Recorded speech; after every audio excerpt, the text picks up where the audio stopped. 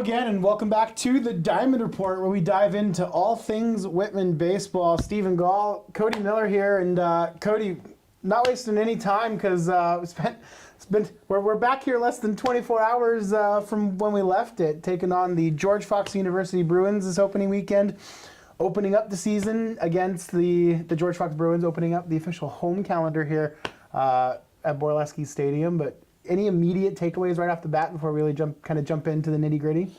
Just good to have baseball back at Borleski here, and I'm sure the Blues were finally happy to be home as well after the first 2 weekends on the road in Southern California. And just be back in the clubhouse, the home routine, and I'm sure for both of us, just happy to be back on the air in the ballpark and just having baseball back in the Pacific Northwest. It was fantastic to be back just in the ballpark and in the press box. I found myself in, I think, even a good mood today coming off of the big win yesterday, and maybe that's where we'll start, right? Because that was sort of the good news off of the weekend, you know, if we were to talk good, bad, ugly maybe necessarily, if we wanted to sort of go that route. The good certainly being the fact that the Blues found themselves down 7-1 in game number 3, dropped a doubleheader on Saturday, so trying to avoid being swept at home to open the season, which is certainly something they were trying to avoid, down 7-1, and then the man, the myth, the legend here in the early parts of the season for us. Our first time getting to see him pitch live and in person. Hawthorne Moody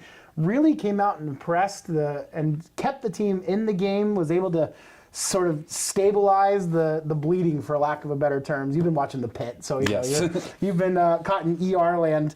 So, sort of stabilize the bleeding, we stabilized the blood pressure, and then it really allowed the offense to get back into it and then deliver late, which was pretty cool to see. The weekend ended on a positive note. And you and I talk a lot about this during the broadcast, both going from game 1 to game 2 of the doubleheader, but also ending a series and going from Saturday to Sunday, momentum builders. I think that's what this game 3 is going to end up being, a huge momentum builder, because it was not looking the best coming out of game 1 and game 2. We had the offensive explosion on both sides game 1, the pitching woes for the Blues mostly in that game 1. A little bit better in game 2, picked it up a little bit. Good start by Ollie Brown. Just not enough offense to really carry it through. But that game 3, you're right, down 7-1 and going into the 7th inning, and you're looking for something to give you hope. And it was that performance by Hawthorne Moody, just stabilizing everything, not to keep going back to the medical terms, but going and stabilizing where it was and just keeping his team in the game, and then giving the offense an opportunity to come back, which they did. They slowly chipped away, gave themselves an opportunity in that 9th inning. They certainly took advantage once it got to that point. Yeah, they did. And then, of course, you even get to the bottom of the 9th, you're down to your final 3 outs, and you still have to deliver, right? Like there's one part of it is to be in a situation to have the opportunity to succeed, and then there's also the other parts of you actually have to do it, right? Like there was still a deficit heading in, so the Blues down 7-1, they score 3 in the bottom of the 7th, they get 2 in the bottom of the 8th, but so you're still down a run heading into the bottom of the 9th. You've got to get the guys on, you've got to do all the things. And it was the top of the lineup that really finally came through and delivered. It started with TJ getting on base. You follow that up, and then, you get the big hit there out of Pets, and he delivered in the last part of the game. It was great to see, because it felt as though the offensive approach really finally changed in the back half of game number 3. You saw some of the big swings. You saw the early parts in the count. You saw the pop-ups. We really kind of saw that piece to it. But it was the, put the ball where they ain't, the old cliche, hit it where they ain't. And that's really finally also what came through. It was some seeing eye singles. It was, hard ground balls. It was the weak flares that found spots in the defense that really finally allowed the team to come through in the back half of the game. The other part that might have helped a little bit was this was the first time all series they also saw a pitcher for the second time. Yes. They saw Cole Schmidt, who came on for the save attempt there and wasn't able to record an out. The Blues got all the way to the 3-hitter and was able to walk it off, that being Lynn and Runyon, who got the eventual walk-off win. But you alluded to a couple points there in that 9th inning in the offensive approach. We were talking quite a bit about the defensive alignment of the Bruins. Mm-hmm. And basically, they had 2 left fielders in essentially the entire series. And up until about that ninth inning, it worked. And because we were seeing a lot of hard hit balls right to guys. Even on the infield, you saw the second baseman most of the time for righties, especially, was almost directly behind the bag, with the shortstop playing deep in that 5-6 hole there between short and third. And it was working all series. And it came to a point where they just had to make the defense finally work. And funny enough, when you know it, that tying run gets into scoring position because of the first error all weekend of George Fox. And it was on a defensive replacement. I believe it was the left fielder that got replaced. And Pets, you mentioned it, with that key hit to what was originally just going to be look like a single, going to have 2 on and potentially get a sac bunt attempt. All of a sudden, get a bobble in left field. TJ goes to third. Nate, who never stops running, he's on at second base. All of a sudden, the winning runs at second base. One wild pitch later, he got a tie game, and one pitch later, Landon Runyan's bringing him home. So it was a little bit of that small ball coming back into it, but also just making the defense work, which, to be fair, George Fox, impressive all weekend long. We saw a lot of great plays both in the infield and the outfield and behind home plate. So kudos to them. They look very sound fundamentally. And that was, we'll touch on this a little later, not something that we saw the Blues necessarily do. 8 errors on the weekend for the Blues, but they cut that down to just 1 on the weekend. And like I said, you really got to give a shout out to Hawthorne Moody. His debut at Borleski Stadium, and he did come 4 1/3, limited the damage, was in the strike zone early and often throughout that. You know, that's something that we really hammer that point home of just when you trust the defense, it can make all the difference in the world, and he really did. But he was sharp. I mean, the breaking balls looked good. He was mixing locations. He was mixing timing. You made that point during the broadcast yesterday, is that he was also mixing up the timing. You know, he would come set, and sometimes he'd sit there for a couple of seconds. Sometimes he'd sit there for 6 seconds. You know, sometimes he would come set with 10 seconds left in the pitch clock. There were other times it was 5 and go. Like there was a lot of mixing of the timing that it really seemed to leave the Bruins offense just off time the entire end of that game. Did a good job holding runners on when they did get on as well. I mean, we mentioned it, not a single walk given up, did give up 2 hits. And a hit by a batter, but really held the Bruins in check. The Bruins also were trying to run most of the weekend as well. They were very successful in that game 1 and a little bit here early in that game 3, but he was also throwing over. He wasn't throwing over in abundance, but he was just keeping a check on guys. So we talked about it in the preseason, and a big point that was going to be made, and I think it will be determinant of where this season goes for the Blues. Who can you bring out of that bullpen to really be relied upon? And we saw several options come out this weekend that just didn't really seem to fit. Looks like the Blues have one in this first year in Moody. Yeah, and it'll be continue to be interesting to see how things unfold. And even before Hawthorne, we got to see the home debut as well for Jack Finn. The southpaw gets the ball, and man, was cruising the talent is there, right? Like the hands down bar none. It was very cool to see. He's got a really good arsenal. He's got good stuff that moves a lot.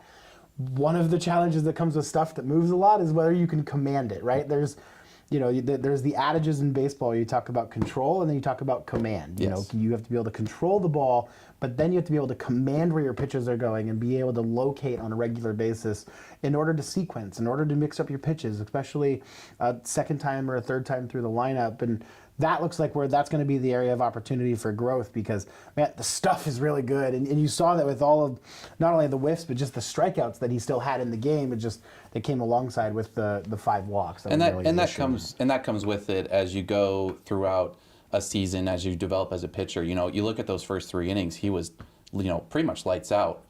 Great stuff. Mixing his pitches well in and around the zone. Did give up some walks, but was able to get out of some jams. But that 4th inning, which he did get through, that's where the trouble started with the back-to-back home runs that allowed the Bruins to take the lead going into the 4th and 5th inning. So good debut by Jack, I thought, as well. Like I said, just kind of limit some of the walks there. Like you said, the stuff is definitely there. So if he's able to mix it, stay in and around the zone, and get guys to chase off of that instead of just throwing balls in the dirt that guys aren't willing to offer, the Blues look like they have a good 3rd starter for that Sunday. Yep, I totally, completely agree. And in this, a bummer for Jack, I think, in this respect, too. It just, and I had an opportunity, speaking of Jack's coming up here shortly too, my interview with Jack Bickerton, kind of talking about the series as well as his time in baseball. And in fact, before we get any further this, let's go ahead and throw it. My interview now with Whitman baseball assistant coach Jack Bickerton. Hey Blues Nation, welcome back to Dugout Talk, where we venture off the field and take some time to catch up with the source, interviewing someone with Whitman baseball to get the scoop straight from the horse's mouth. Today, I'm talking to the Blues' new first base coach in 2026, but those of you listening might know him for a little bit more than that. He's a 2025 graduate of Whitman College of the Whitman baseball program. He was first team All-Conference and second team All-West region as a junior after hitting .303 with 12 homers and 36 ribbies as part of a team that won the Northwest Conference regular season championship for the first time in over 50 years. He's currently both third and fourth all-time for home runs by a Whitman Blue in a single season, with 10 in 2023 and then 12 in 2024. He's fifth all-time in Whitman baseball history with a career .534 slugging percentage, eighth all-time in runs scored with 97, 12th all-time with 148 hits, fourth all-time with 34 doubles, and third all-time in career home runs. My guest today here on Dugout Talk is the legend, Jack Bickerton. Bick, how are we doing today? Doing great, Steven. Thanks for having me on.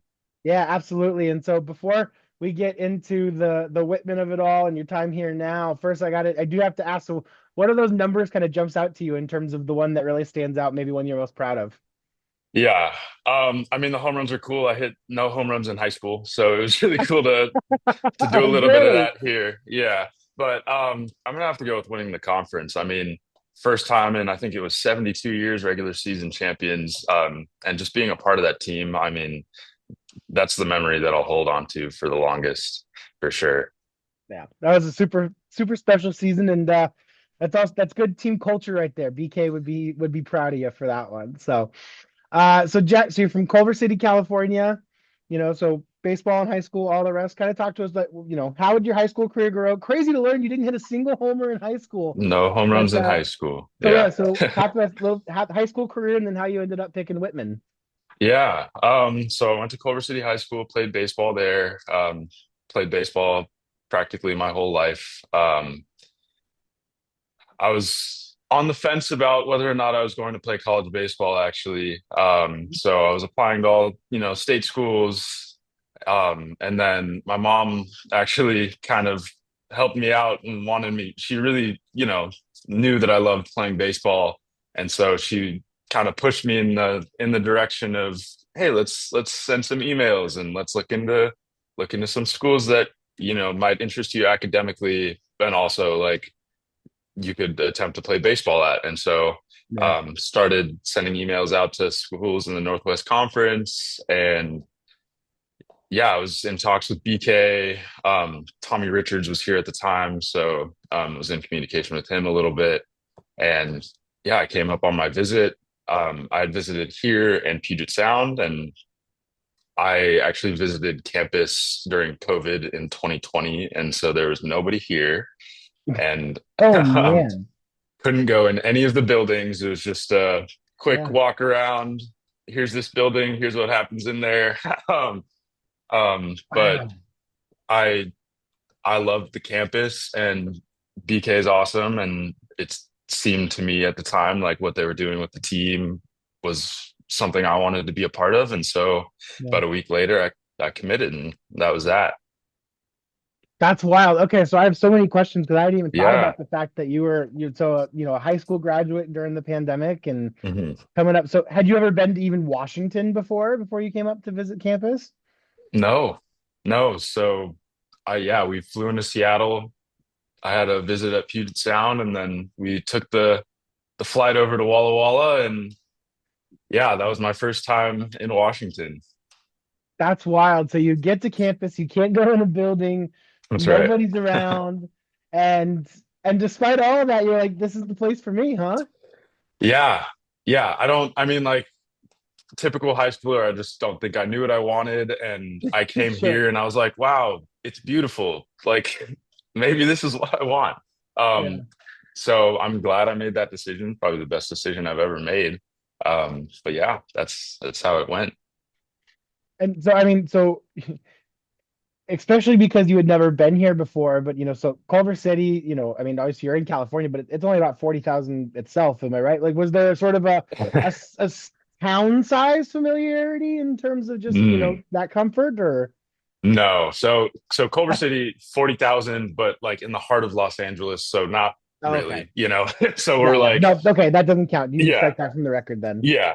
But yeah, I just remember getting off the plane and we had gotten a taxi from the airport to our hotel. And this guy was like, "Yeah, not much to do here, really not talking up Walla Walla." And I was like, "Oh man, Oh, jeez. what are we in for?"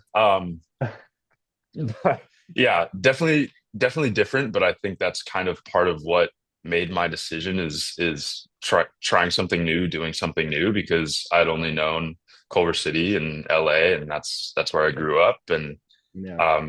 I think I wanted something different. Yeah, That's fantastic. And so then I can relate to that a little bit. I'm a Nevada kid myself originally. So, gotcha. kind of that, I want to get out of my home state. I want to get away from home, but still kind of close enough that, feeling like you're kind of within a jaunt to get home in a reasonable Right. distance if you need to. So no, I can totally relate to that. And then so you get to Whitman. No, so was your first semester still doing online classes, or did you actually were you back in person when you first started?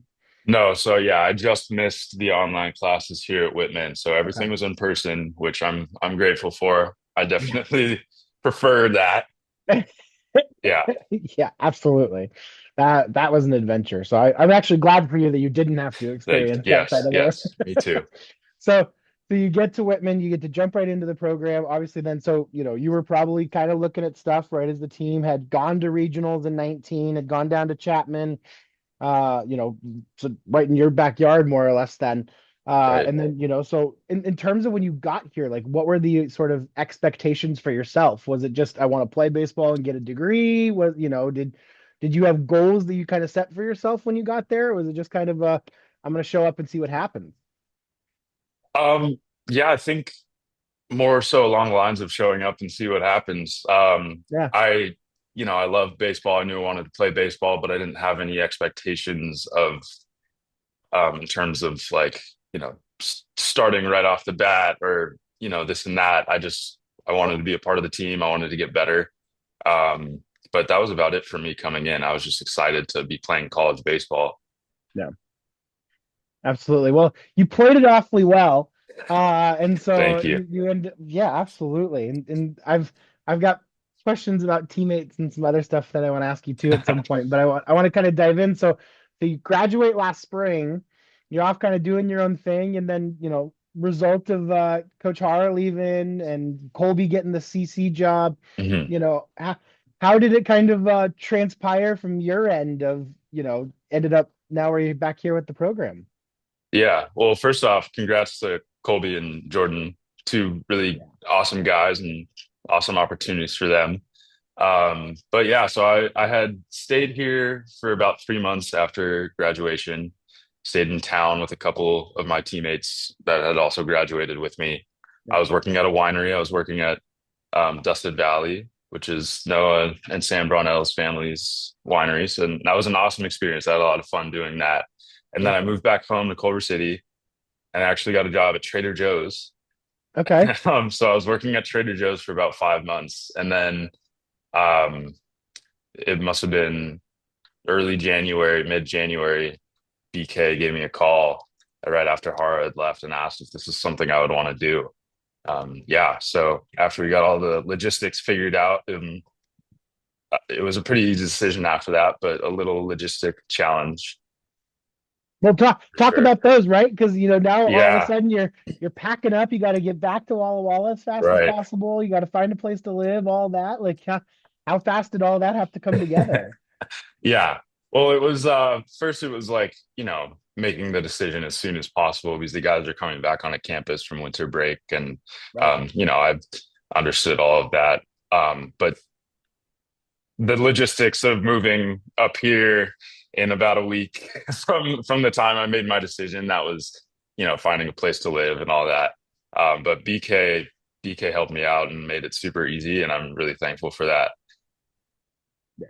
Absolutely. He Yeah, he does his best to make it easy for you guys he all the time. does. So, Yes, yes. timing. And I guess I'll maybe kind of lend itself that to logically, with both Brian, but you mentioned, Tommy now. assistant coach at Washington State. You've Right. had Jordan, you've had Colby, that you've kind of seen in your time associated with the program. Like what were the sort of things that you saw them either, in terms of teaching or just kind of demonstrating that you find yourself doing as an assistant coach here with the program that you're kind of like, oh man, that just kind of gave me flashbacks, like, oh, I remember so and so telling me that as we were sitting and doing stuff. Yeah, man. I mean, I think one of the bigger parts of like our team culture and what BK tries to build here is like helping guys become not only better ball players but just better people, right? And it's Yeah. like those life skills that translate from the field to off the field is kind of one of the bigger things that I took from my experience here, and one of the things that I'm most grateful for, right, is like a lot of us aren't going to play pro, and some of us are, and that's awesome. But those skills that help us out in getting a job in the real world after Whitman College is what I took from it. And so just kind of trying to build that and feed into that is, yeah, that's the biggest thing for me for sure. That's awesome. And so you mentioned kind of the going pro part because that's been sort of new Yeah, for the program, something pretty cool to see guys having an definitely. opportunity to go pro. Hostetler still in the Brewers organization. Ben. I want to have a chance to ask you about Parker a bit too. But I mean, in terms of getting to see those guys to go on and have some professional success and actually getting to continue to play baseball, what has it been like to kind of been alongside those guys and kind of seeing those things happen for them as well? Yeah, I mean, it's been super awesome, and obviously we're all really proud and happy for them. I mean, Haas, just one of the best guys you can meet, really. And so it's Yeah. really cool that he got that opportunity and is continuing to pursue that. And I mean, I'm following him every step along the way, so that's super Yeah. cool. And then Parker, I mean, Banana Ball is super cool, super entertaining. And Yeah. if you had the chance to meet him, probably one of the more entertaining people you could possibly meet. So that's perfect for him, and it's Yeah. it's a super cool opportunity.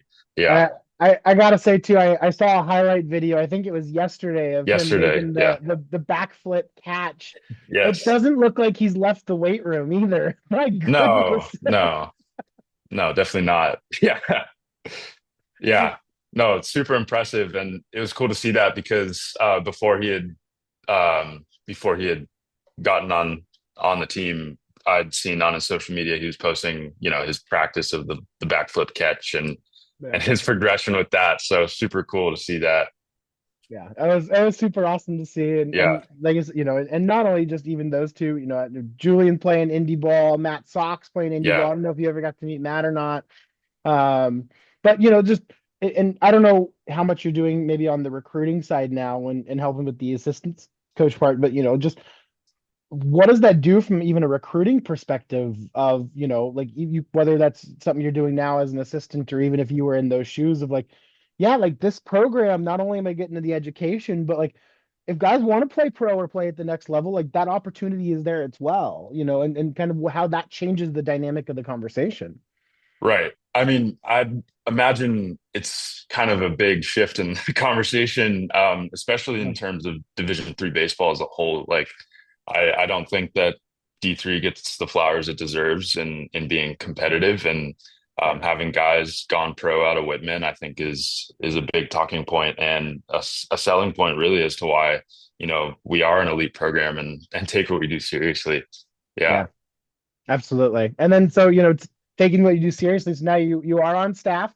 So you're back assisting. You're coaching first. You had a busy weekend this past weekend against the Blues, getting guys moving. But have you ever coached even like have you been a first base, third base coach before, even like helping with a high school program, anything, or is this brand new for you? No, this is brand new. Yeah. So how's the So, how's the adjustment been? What's it been like? man, it's been a lot of fun. I'm having fun every step of the way, but it's different being on the other side of it, right? It's like I'm Absolutely. showing up to the field on Saturday morning and I'm not playing, but I'm I'm coaching first, and that's also super fun, just in a different way. So definitely a learning experience for sure, but it's been a fun one. Yeah. Are you Yeah, taking Jolly Ranchers out to I first base am. too? You have, Yeah. I say Oh yeah. there's a lot of an expectation to be held up there. I know. I'm learning from the best. Yeah, Pete is helping me out every day, giving me the tricks of the trade. I love it. That's a great dude to be learning the tricks of the trade from Absolutely, too. absolutely. Yeah. And so what has the transition been like for you then in terms of going from playing to coaching, within a year, right? Like I mean, most of these guys were teammates at this time last year. So Yeah. what has that transition been like for you? Yeah. It's been an interesting one for sure. Different, just different role and figuring out like, how what I want my presence to be in the clubhouse Mhm. is kind of been the biggest thing for me to figure out. And I'm friends with all these guys. I've played with them, played with some of them for 3 years, and I Yep. wasn't here that long ago, so it's not Right. there's not much of a division between me and them. So I mean, I'm just trying to have as much fun as I can and help out in any way that I can, and use my experience to help these guys out. But at the end of the day, I'm just trying to be a contributor to the team in the way that I can, being a coach and not playing. Yeah. Yeah, absolutely. And it has to probably even add to some of those elements too, right? Where also guys that you played with, even, I mean, Wyatt and AJ were in the stands over the weekend, and it's like we were all on this field a year ago. Now you guys are in the stands watching. I'm at first coach, like just I mean, literally a different world, right? Than the one that you've known like most of your life to now just going and watching or coaching. Like it just what all of that has been just like I said, I may feel like I'm beating the point a little bit, but just in terms of like how much changes in 12 months, right? Like in terms Yeah. of mind shift and perspective and everything. Yeah. It's a weird bit of nostalgia for sure. Wyatt and AJ were here staying with me this weekend. And then last weekend, Nick Greb was here. Yep. And it's really great to see those guys. But yeah, for me, I don't think it was as weird as it was until they got here to be in this place with them. But not being on the team, I think was strange, Yeah. or walking around town, hanging out and kind of reminiscing a little bit. Trying not to, but Yeah. it's hard not to because we spent so much time here and um, made some really great memories together. So it's definitely strange. Absolutely. Well, and so to transition a little bit into the baseball itself as well. So teams coming off of the home opening weekend here against George Fox end up dropping the doubleheader on Saturday, then come back in a unbelievable comeback win yesterday. Was down 7-1 in the fifth. End up putting 7 runs on the board between the seventh, eighth, and ninth inning. Get the walk off in the bottom of the ninth. Kind of take me through what were just your overall impressions of the weekend for first home series at Borleski here in 26. Yeah. First takeaway is probably the windiest I've ever seen it at Borleski there on Sunday. Um, Same, Man, same. crazy stuff. But there's a lot of work to do, and which there always is, right? Yeah, There's always improvements to make, but this is a really great group of guys, and they have a lot of fight in them. And I think finding that fight earlier in the weekend, earlier in the game, and just kind of teaming together um, earlier is kind of the biggest thing that we're trying to work on. Is like um, we know we can fight, and we showed it on Sunday, and so it's yeah, building that fight and that resilience earlier on. I think is going to be the biggest thing for us really moving forward. yeah, absolutely. And for all of the experience that comes back with some of the guys, obviously, you've got Halen, you have Russ, you have some of the captains that have been around for a while. There's a lot of young guys in the Mhm. lineup and getting significant innings on the mound too. So what are the kind of things that you're talking to them about in terms of just, this is college ball, this is the speed, this is the routine, all of that kind of stuff. What are you trying to sort of impart into the club as far as that goes? Yeah, yeah, definitely a young group. which is really great from a learning perspective. And with Halen and the older guys having some experience, like they get to teach guys, which is really great for them as well. But just confidence really is the biggest thing for me, and like figuring out what energy level you play at. That was one of the biggest things for me as a player is like, am I, we call it a high number guy. Am I going to come out, you know, hair on fire, going crazy from the beginning, or do I need to kind of stay calm and breathe a little bit? And for me, I needed to have a low number. Yeah. I was fired up when I needed to be, when I wanted to be, but I couldn't come out, screaming, or else it would kind of speed up on me. So I Totally. always took some time before the game to take some breaths and center myself and, slow it down in my brain, slow the game down before it started. Because it speeds up on you, and college baseball is a lot quicker than high school ball, right? Yeah. So, but all these guys are here for a reason, right? They're all great players. So it's just Sure. finding that confidence, right? That confidence um, in your ability to be a part of the game in a calm and centered way. I think is Yeah. it's a learning curve, but um, you know, something to work on for sure. Well, and I do think that this series against Fox really sort of epitomizes that. You had game one was just, the bats right out of the gate were on Yeah. fire. 27 runs scored between the two teams. You transition that into a game two where the starters were both really dialed in early on. I think it was 1-1 in the sixth before things kind of, Mhm. opened up a little bit late. And then you get into yesterday, and it was tight early, and then Fox ends up jumping up a whole bunch early, and then you have to try and claw back. Like, all three games really had like a different narrative to them as far as how they unfolded. So, when you talk about like maintaining that level of energy, like how do you equate that to these guys when like they're feeling the highs and lows of that in real time, right? Like, because it Right. was kind of all over the place.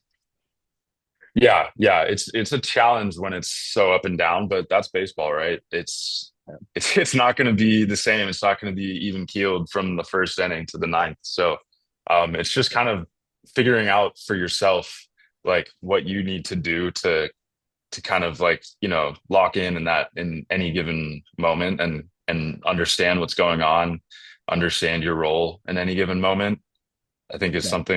something that's kind of tough when you're young. And I mean, it was tough for me, like you said, the bats come out firing, and all of a sudden there's four home runs hitting the first two innings, and everybody's fired up, and it's figuring out how to be fired up and excited, but also like when you're up, maintaining a calm presence. And Right. not everybody needs to maintain a calm presence. That was just for me, but Sure. not letting it get a little too exciting, I guess is what I'm trying to say. Um, Yeah. yeah. No, absolutely. It makes total sense. And then, like you mentioned, the wind yesterday was just out of control. Hmm. There were so many balls that even, like there was a couple where, wasn't even sure if it was gonna end up in the grandstands as a foul ball, and then all of a sudden it's in play up against the net. Like, Right. obviously, you've had your experience at Borleski, and we've talked forever about the wind tunnel kind of out into left center. You get the fly ball up in the air, and the wind tends to carry it out. But in terms of just playing at Borleski in general, like what are some of those things that maybe the average person walking in that doesn't know or doesn't pay attention to? What are the things that you guys talk about in terms of playing at Burlesque, or just your memories of even playing it first, to just like the extra things that you're paying attention to or worried about that maybe you're not anywhere else? Yeah. Well, I think at this point, only natural surface in the conference, I believe. So Yeah, that's yeah, definitely a big part of it. But early spring, late winter, field is just drying out. It's hard, it's fast. Um, Hops are unpredictable sometimes. So I think that's actually really great for us to work on ground balls at Borleski, because it helps you get better, right? It's not just a perfect hop right to you every single time on turf. Yep. You gotta body it up sometimes. But Yeah. that's one thing we work on a lot. And then the others, yeah, the wind. Whenever we get a chance at practice, seeing how the ball moves in the air because some guys aren't used to that. Like Culver Right. City was a little windy. We had wind that blew straight out to right. So it's kind of an opposite of Borleski. I like to think that's why I didn't hit any home runs in high school. Um, but yeah, it's seeing that ball in the air and knowing that it's going to shift to left field, and moving your feet. It's kind of difficult the first time you see it. Like especially Yeah. yesterday, like you said, the ball goes up, foul. You think it's in the grandstands, and then it comes back, and we have a chance to make a play. There are a few of those yesterday where it just, even pop up back behind the bag that thinks it's going to be a routine ball for second base, and all of a sudden it's, TJ that has to come flying in order to make a Right? catch, something like that. I'm with you. I've never seen it as bad or as dramatic as it was No, yesterday, I don't think. no, absolutely. We're talking with Jack Bickerton, Bick, joining us, assistant baseball coach for the Blues program. So, Bick, I'm gonna get you out of here with just a couple of rapid fire questions that Let's I've been do it. trying to ask everybody. Whether player or now as a coach, any sort of pregame rituals?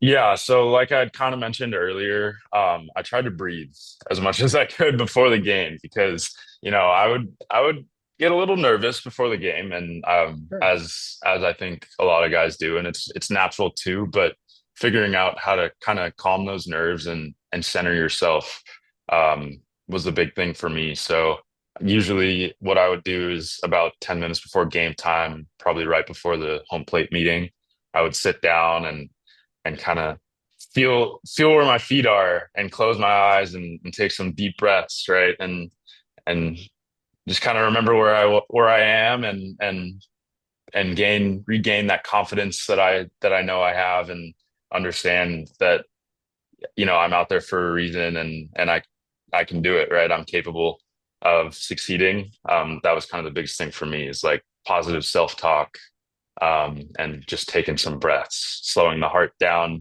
and slowing the brain down a little bit was the biggest thing for me.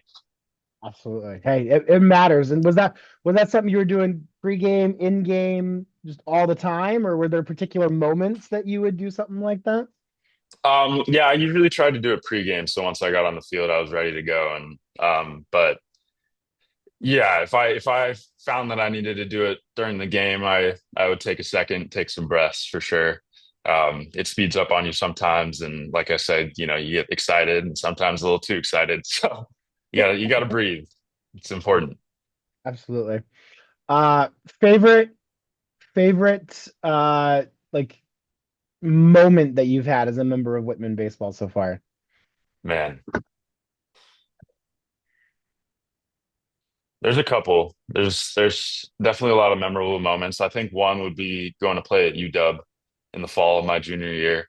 That was super cool. And I wasn't playing at the time. I was coming off of labrum surgery on my right shoulder. Yeah.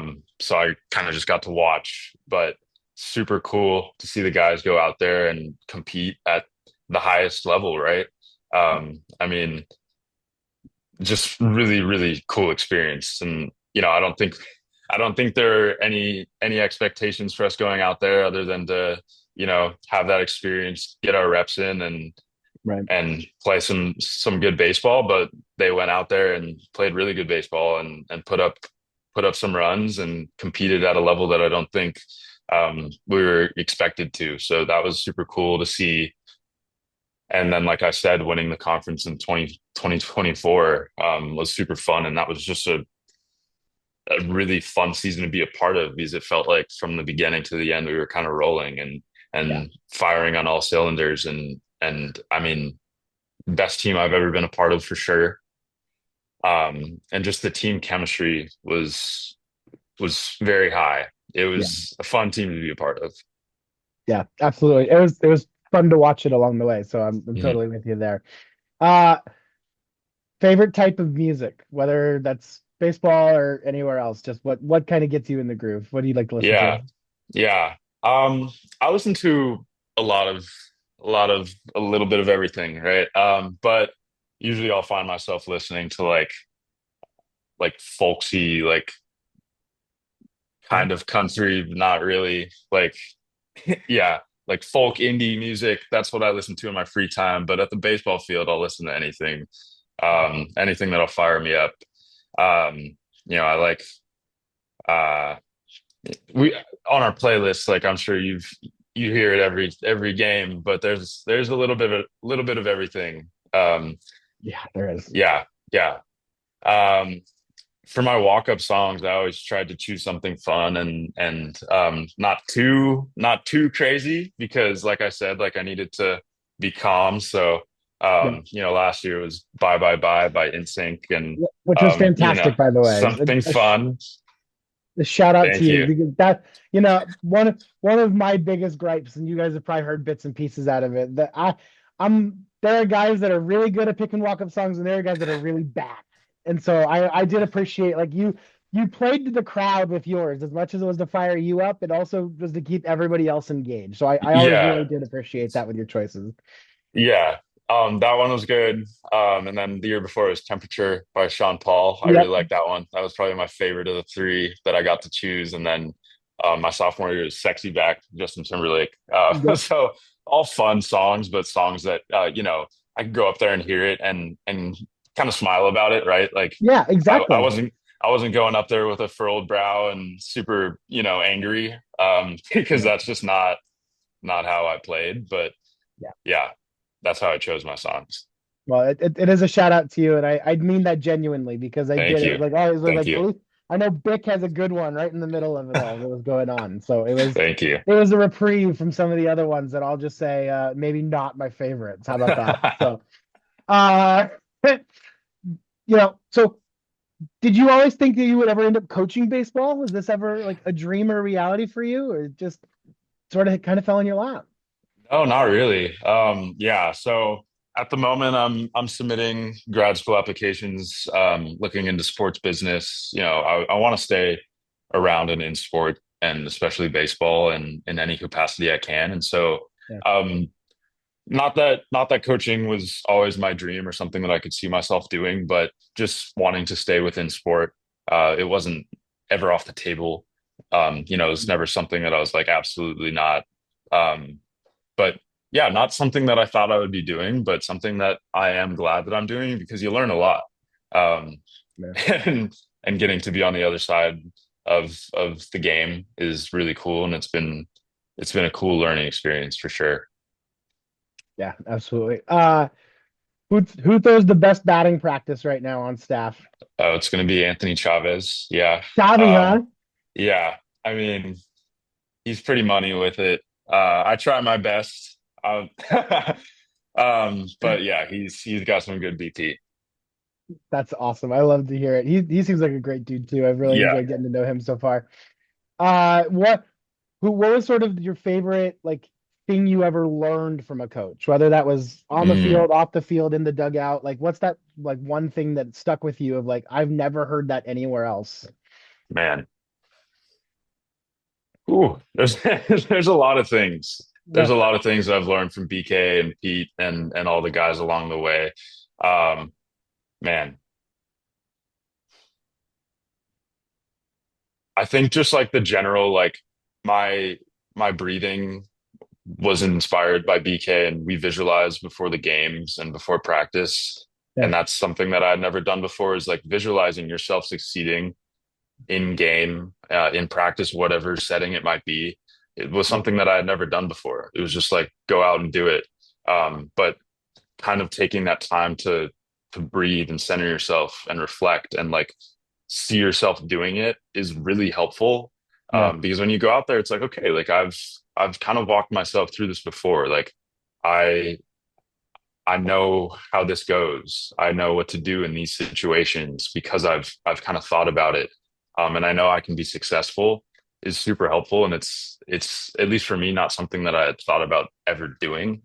But like taking some time to close your eyes and breathe and just like see your past success and think about and translate that to your future success is really something that I had never done before. what was your favorite place to go play other than Borleski? Like, what was your Mm. favorite place you got to go play uh during your time here? Um, Man, I just because I had had a lot of success there, I really liked playing at Linfield.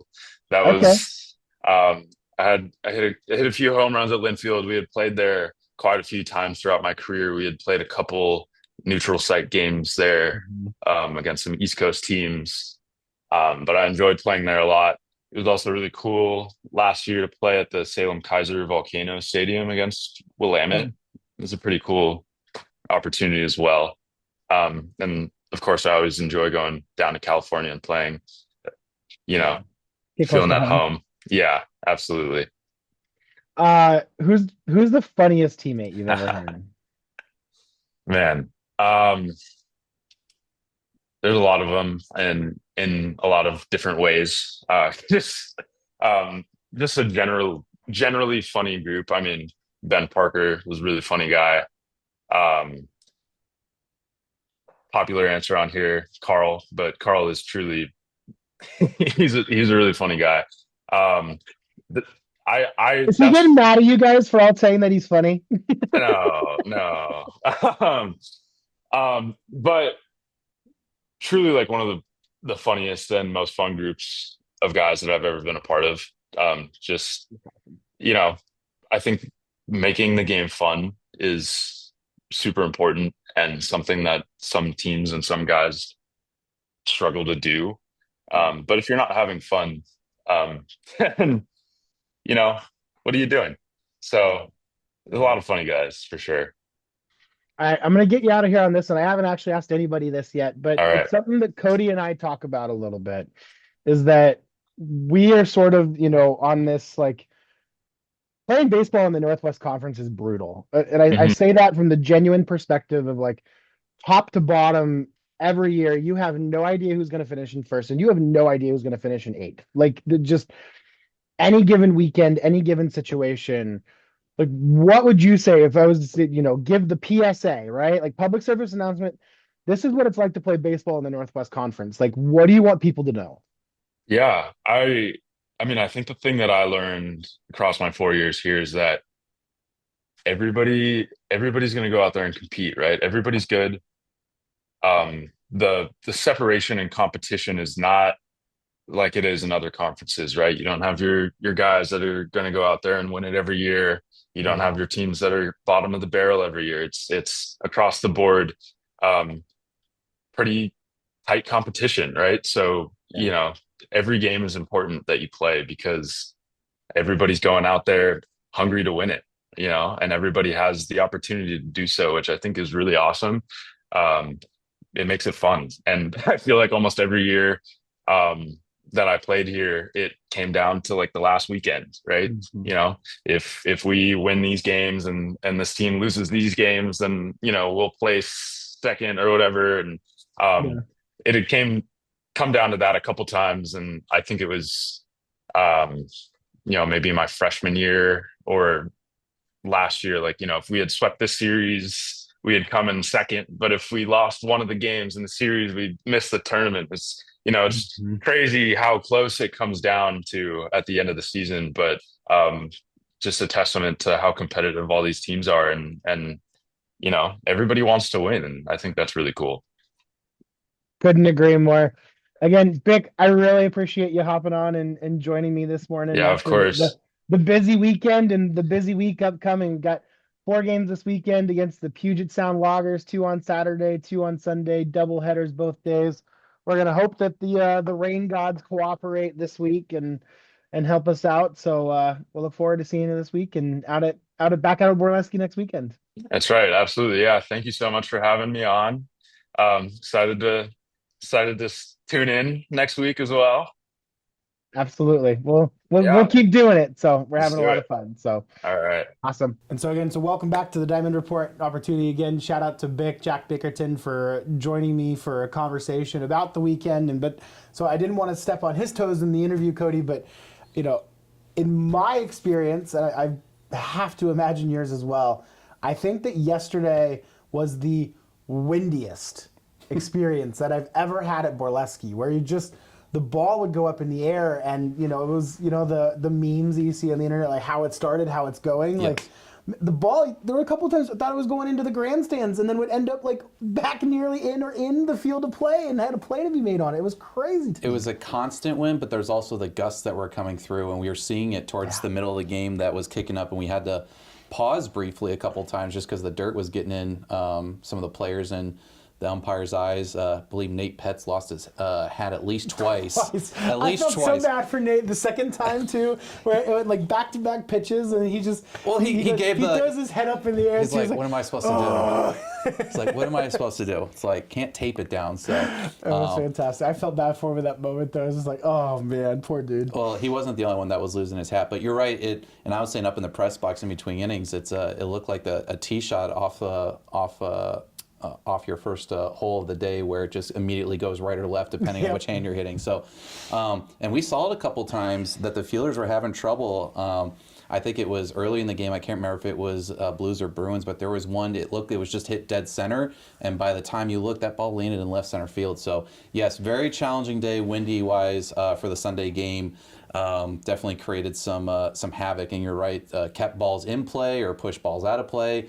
Might have aided a couple of balls that were hit into the outfield. So very different weather day, but that's also early March in the Walla Walla Valley. We were actually pretty lucky to have the weather we did. I think it hit 60 both days, which we are more than happy with, because there are days where we show up and we could see snow and or sleet, rain happening. So other than the wind, no complaints weather-wise this weekend. Yeah, no complaints whatsoever. We were out there in our short sleeves on Saturday, which was beyond grateful for. It was warm. It was awesome. So yeah, the weather certainly cooperated for the home opener this past weekend, and unfortunately, again for the Blues, the tough day on Saturday, losing game one by a score of 17-10. The offense clicked though, so Whitman came out 10 runs on 13 hits. We had alluded to it earlier, but again, it was just the 5 errors committed by the team defensively, and it really changed the game, including for Russ. Russ maybe didn't have, and I think he would tell you, didn't have his best stuff on the day coming out on Saturday, but it was good enough. Unfortunately for him, he just ran into a situation where, especially, the run that scored, it was unearned in the second.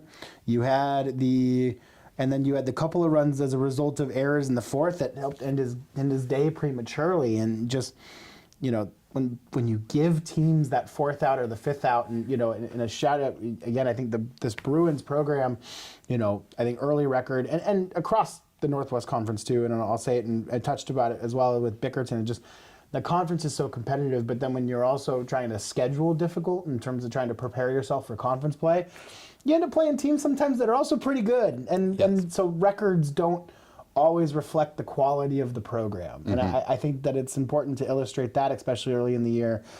Coming into the weekend, George Fox was 3-7. They're now 5-8, but they're over 500 in conference play, and that was a product. They opened their season. They went down to Georgia, played a top 10 team, had a really difficult weekend there to open up. They've scheduled themselves difficulty early on, but he's really seeing all the characteristics of a Kevin Koppel team in terms of just really fundamentally sound. They went about the game the right way, and really it wasn't until the error in game number 3 that ultimately made the difference in the outcome. But it's sort of, the football analogy is that, they talk about winning the turnover battle, right? Yep. Like in baseball, it's win the error battle. You commit fewer mistakes than your opponent, the chances to win goes way up. Well, and you touched up based on it on that first game with Russ.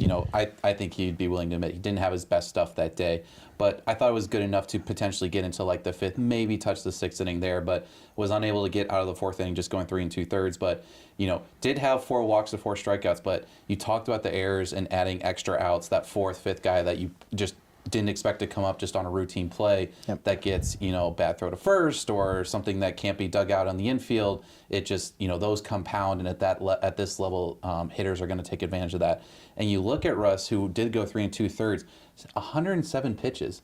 I think that really just reflects like how much he was having to battle on top of the walks, on top of the airs, just to get to that point. So not obviously the day that the Blues were hoping for game one there in the home opener with your number one guy only going 3 2/3 and bullpen coming in. And again, we'll keep touching base on this, but they're still trying to find who we're going to see out of the bullpen. We alluded to Hawthorne Moody. That looks like someone you can rely on coming out, but he's not going to be able to throw every game.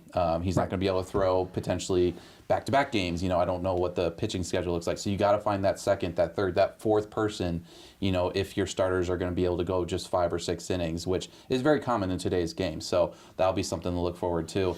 But to touch a little bit on the Bruins, like you said, fundamentally sound. One guy that stood out to us is Joey Marasco, the first-year shortstop. Man, that kid can pick it at short. Yep, he did a really fantastic job defensively for the Bruins. Someone that hopefully maybe he gets an NIL deal to go somewhere else at some point. Sorry, Coach Koppel, if you end up tuning into this one. But if we end up seeing the Bruins again in a couple of years, the next time they come around and he's an upperclassman, man, he could be a threat to reckon with in the Bruins in the conference. Quickly kind of going back through the rest of the weekend, including the game one. Aiden O'Connell, first time really getting to see him. Thought he did well coming on and really for us. He, helped bring an end to that inning that Russ come out in the fourth. Ends up going 2 1/3, giving up 2 runs on 2 hits. The home run obviously was a tough 2-run shot, was the 2 runs that he gave up, but didn't walk anyone, did hit a couple guys, also struck out 4. I thought O'Connell looked pretty good for the first time getting to see him. And, and then I think the other part, Tanner, so I did learn and, ended up having a nosebleed is why he ended up having to. So it was. With some of the stuff going on there. So, but the start and stop nature of that becomes something tricky to contend with. And then for Kengo, Kengo showed some flashes of the stuff that was really good. Again, just avoiding the walks, that prolonged innings really seemed to be the big difference there. And then it was a shout out to the local kid too. Watching Owen get that last out in the 9th was pretty neat. He comes in that lefty spot the lefty righty spot, but to come and get Blingett, the 3-hitter, and in order to get that last out in the 9th was a nice showing there from the local young man, the first year getting to pitch in his hometown. Kind of a cool situation for him too. Yeah, absolutely, and we're going to see a lot of firsts. This is a relatively young team, and they're replacing a lot of upperclassmen.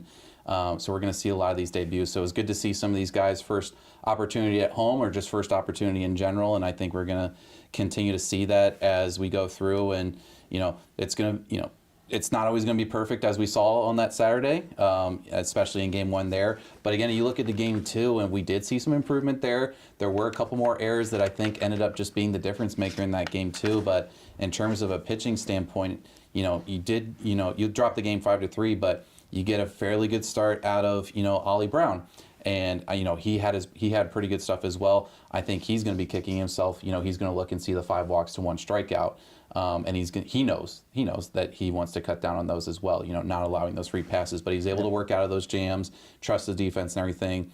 And then you see another guy come on, first time we're seeing him as well, but Garen Gagan came in and was able to close out. So not only was he able to come in, you only used 2 pitchers on the second game Saturday, but just 1 reliever as well. And he only gave up 2 runs in 3 2/3, just 3 hits, 2 walks, 2 strikeouts. So another guy that you could see be coming out of the bullpen first or second in these crucial Northwest Conference games. So these are building blocks. We're still early March. We could have another 6 weeks of this, 7 weeks of this left. This is important opportunities that these guys are going to have to be able to take advantage of and really set themselves up for a run here in this Northwest Conference season. Yep, absolutely. And then, turning sort of the table and looking offensively a little bit, I really came away from the weekend really impressed with the weekend that Nate had. He hit the 2 home runs in game number 1 of the doubleheader. Overall, on the weekend, ends up going it goes 7 for 15. He had 3 RBI in game number 1. He had the big hit and helping set himself up for success in front of Landon Runyon to drive in the game-winning run. Another one, with Landon, man, I guess being an RBI machine kind of looks to be running in the family a little bit. So, he's got some work to do if he wants to try and catch Garrett, but making his home debut as well here at Borleski. A handful of guys, really kind of debuting, so to speak, in terms of in some new roles here at Borleski Stadium. I thought that Landon handled himself very well, both at the plate. Definitely seemed to have a mature approach at the plate, but also did a nice job in right field. But yeah, for me, it was sort of Nate, kind of the one that really stood out to me in terms of his performance as now a sophomore here in the program, and sitting in the 2 spot in front of Ott, in front of Runyon as well, depending on the day and sort of how the lineup shook out. But yeah, 7 for 15. He drove in 4 runs. He scored 3 on the weekend. He played really well at second base on the doubleheader Saturday, shifting over to third base. So yesterday, made some really good throws that were, some hard spots across the diamond. I thought Nate played really, really well over the weekend. I thought so too. And, you mentioned his, he got some opportunities early last year and kind of really stood out and basically took that second base job as the season concluded. Played a little third base as well and looked like he was able to hold his own there. Arm looked good, making the throw across the diamond's always good.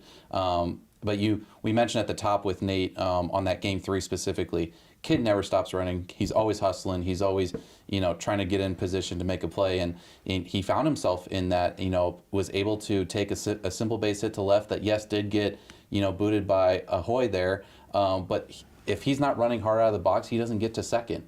TJ was able to get to third, but he gets a second. And now it's second and third, nobody out, instead of just first and third where there's still a force out and don't have to pay as much attention. But now with the wild pitch, all of a sudden Nate's on third base, ends up scoring the winning run on the single by Runyon. So I agree, Nate had a great weekend as well. I thought TJ Buring also had a pretty good weekend as well. Looks very comfortable in center field, which at Borleski is not easy to do, especially with the wind challenges all weekend. So TJ looks very comfortable not only in center, but as the leadoff spot and as the igniter for this offense, getting on base. He has the ability to steal some bags here and there as well. So he looked very good as well. So if he's able to get on with Pets behind him, all of a sudden you're looking at Halen Ott and Landon Runyon coming up in big key RBI situations that can really get this offense going and take some of the pressure off that bottom half of the lineup, but still kind of getting their feet underneath them and being everyday college players. Yeah, Tearing with TJ Buring, I just call him Tearing, TJ, with 6 hits on the weekend between the 3 games, sitting in that leadoff spot, and again, just gosh, when you've got those guys sitting behind you in the top of the lineup, and I think that one of the strengths of this team ultimately, and because we saw it at different points too, it's certainly, it was the middle and the back of the lineup in game number 3 that really helped the team get back into it. It was that stretch in the 7th inning where Halen gets on with the single, but then it was Miyamoto as well as Nick Tang that were able to drive him and get runs moving around. The sacrifice fly from Jonah. Jonah had a couple of really quality at-bats, driven a couple runs over the weekend. So it's a really deep lineup. So if you have an opportunity to get a leadoff guy on, you've got Pets sitting there in front of maybe your big boppers, so to speak, in terms of a traditional version of your lineup, that you have these opportunities to really sort of set the table from any part of it. But when your leadoff guy is getting on a regular basis, man, it just makes everything so much easier. I couldn't agree more. And it's also will help out this pitching staff as well as they get more comfortable and start getting into a routine as well. So, and I think that'll help them as they look ahead to the upcoming weekend. You're able to salvage the series here at Borleski, getting the walk-off win Sunday, avoiding the sweep, which is, a big for the morale and the mental status. But now you look ahead and it's a quick turnaround. We're going to be back here again at Borleski for it's going to be a 4-game set, but 3 for conference games, 1 non-conference game against the Puget Sound Loggers. And, just taking a quick look there, Puget Sound off to a great start this year, not so much in conference play, but just overall, as they were able to play some California schools the first couple weekends and had some pretty good success looking at it, including a common opponent that the Blues and the Loggers had in the Redlands. Yep, they sure did, and they played a lot of baseball here early against those California, the SCIAC schools. They took 2 of 3 from the Whittier Poets, also took the game against Chapman when they were down in California a couple weekends ago. They were back in California this past weekend playing Occidental. They had 3 games against Occidental and then 1 against the Cal Lutheran, so they ended up losing 3 of 4 on that road trip into Los Angeles, but the runs were there. They won a game 13-11. They lost a 16-15 game into 7 innings on Saturday. So there's certainly a talent and a capability to be scoring runs. So again, the pitchers are going to be sort of put through this gauntlet in terms of not only doing it, but then I think we really saw the demonstration. We obviously don't know yet what the weather's going to look like this upcoming weekend, but keeping the ball on the ground is going to continue to be a must, I think, for this pitching staff, and certainly knowing that Puget Sound is going to come in, they're going to try and score runs. Kellen Krebs, second currently in the conference with a 756 slugging percentage. There's some guys in the middle of that lineup for the Loggers that we've seen here before, and that we know like they can and they like to hit the ball, and they like to put the ball in the air and try and put the ball over the fence.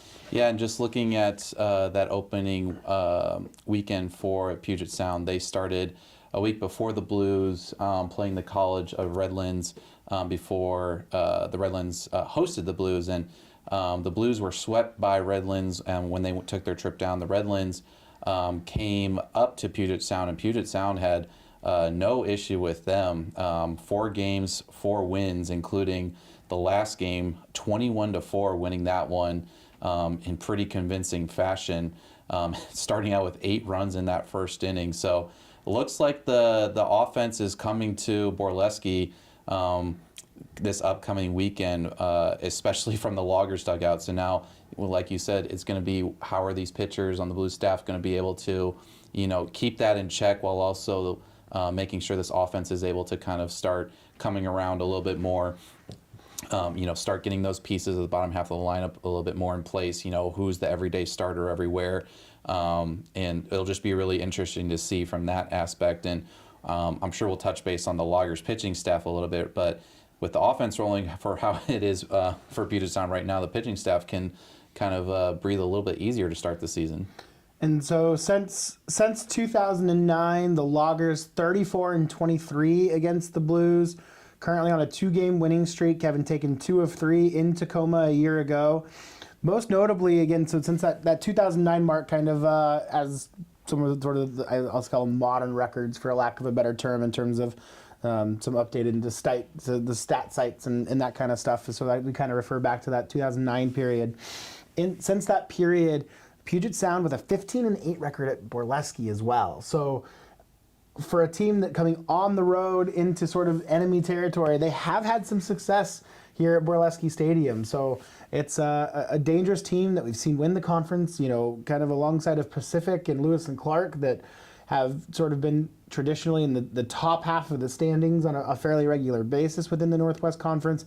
It's certainly a formidable opponent that is going to be coming in this weekend. No, and the Blues are going to need to be ready, and I know Coach Kidmore and that staff is going to get those guys ready, and I'm sure they're already getting ready for their practice later this afternoon as they'll be out here, making sure they got everything dialed in. So it'll be a good matchup. Again, 4 games this weekend, 2 doubleheaders. Just the way it is, I believe it's just getting games is the reason for the non-conference game for the second game of Sunday. So that is the case there. But otherwise, looking forward to it. First pitch on Saturday at noon. We'll both be there, and maybe we'll be able to get the same weather, but who knows? And temperature-wise, I'm sure we're not necessarily the wind, but can't really ask much more for that in early spring here in Walla Walla.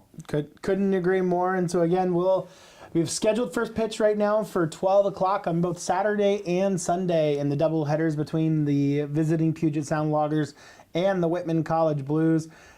Make sure you stay up to date with everything going on with Whitman Blues. You can do so by going to www.whitmanblues.com, as well as following Whitman Athletics on X, Facebook, Instagram, and YouTube, including where you get all of these episodes and our conversations as well within everything going on with Whitman baseball. We've certainly enjoyed it so far and continue to look forward to the ride. We're looking forward to our games this upcoming weekend on Flow College, so you can catch all of the games, men's, women's, for Whitman Athletics on Flow College. And in the meantime, you can also, if you ever want to get a hold of us, you can send an email, whitmanathletics@gmail.com, including if you got any buzzwords. We had a couple of buzzwords from over the weekend. We got swashbuckled was my personal favorite. Cody didn't enjoy that one as much. It was more the execution of it. I was thrown off by it.